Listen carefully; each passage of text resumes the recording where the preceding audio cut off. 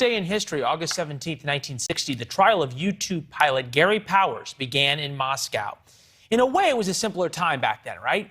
Good versus evil, us versus them.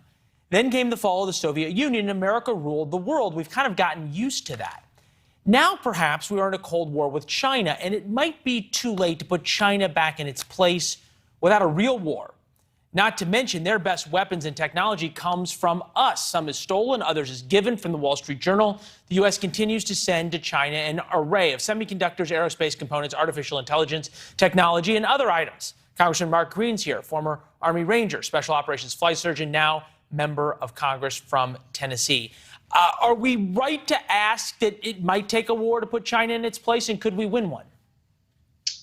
No, I don't think that's the right question to ask. I mean, no one wants to even talk about that. Of course, we got to watch what they're doing in Taiwan. And of course, we have to keep our systems growing at a rate faster than they're doing theirs. We certainly shouldn't be selling stuff. The Commerce Department has got to get its act together. But no, I don't think that's where we need to go right now. When you say it's not where we need to go, it seems at least every simulation that involves a force-on-force conflict between the U.S. Navy and China ends poorly for the United States Navy in the South China Sea. What is the other option in stopping China if they've certainly shown no willingness to back down?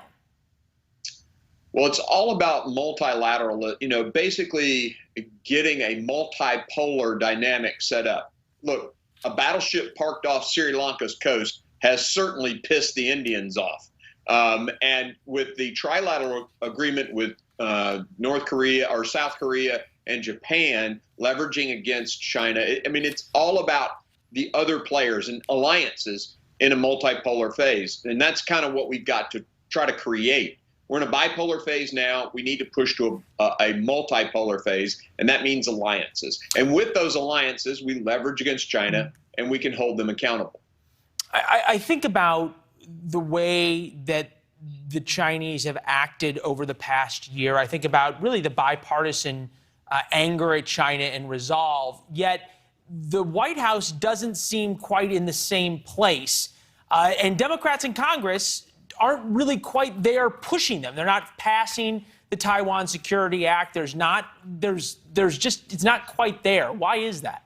Well, there's a schizophrenia throughout the government, Leland, when it comes to China. You've got the commerce folks who want to sell as much stuff as they possibly can and make money for our corporations. Then you've got the defense-minded folks, and some of the administration people actually have the right mindset. They see China as the pacing threat. The folks at defense are pushing back. We've even had people resign from positions at the Pentagon because the Commerce Department wasn't working hard enough to keep technology out of the hands of the Chinese. So there's this schizophrenia, and we've got to get our government on a single page when it comes to China. Getting the government on a single page about anything seems difficult. I wanted to get you on this. We were talking a lot a year ago during the withdrawal from Afghanistan. The Washington Post just in the past a couple of hours dropped a long investigative piece into what happened and why it happened in Afghanistan, and then the lead up to the war in Ukraine. The Russian leader, they said, meaning U.S. intelligence, believed that the Biden administration was chastened by the humiliating U.S. withdrawal from Afghanistan and wanted to avoid new wars. Washington Post on the effects of Afghanistan in Russia. Do both the Russians and Chinese have the same view of the United States vis-a-vis Afghanistan? So I think both see a weak leader, but China's a little smarter on this than Russia is. Russia made their move thinking that Biden wouldn't act. And of course, Boris Johnson sort of led the way there, but Biden got on the page and pushed back. Now, they didn't react fast enough. They didn't get the equipment to the Ukrainians fast enough. That's a different argument. But Putin saw what happened in Afghanistan and acted. Xi hasn't. Now, he started to bully a little more, but he's a little bit more calculating than Vladimir Putin. And I think watching what's happening both in Ukraine and how we're responding with Taiwan.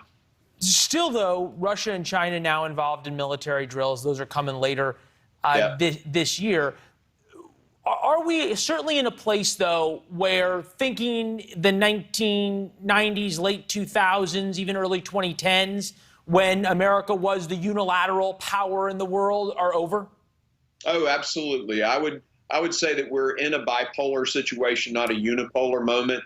That was the 1989 was the unipower, the beginning of the unipower moment. We're now in a bipolar sort of scenario. What we need to create is a multipolar situation where we can create enough alliances, and India stands a good chance of being that country. Japan and South Korea, if they can get together and overcome some historical differences, that will be a big help for us. Of course, Australia with the AUKUS agreement, that's another key piece of it.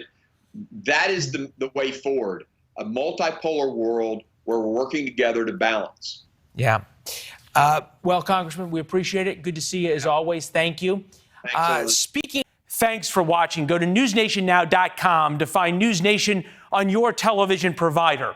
And don't forget to subscribe. Click the red button to get more of NewsNation's fact-driven, unbiased coverage.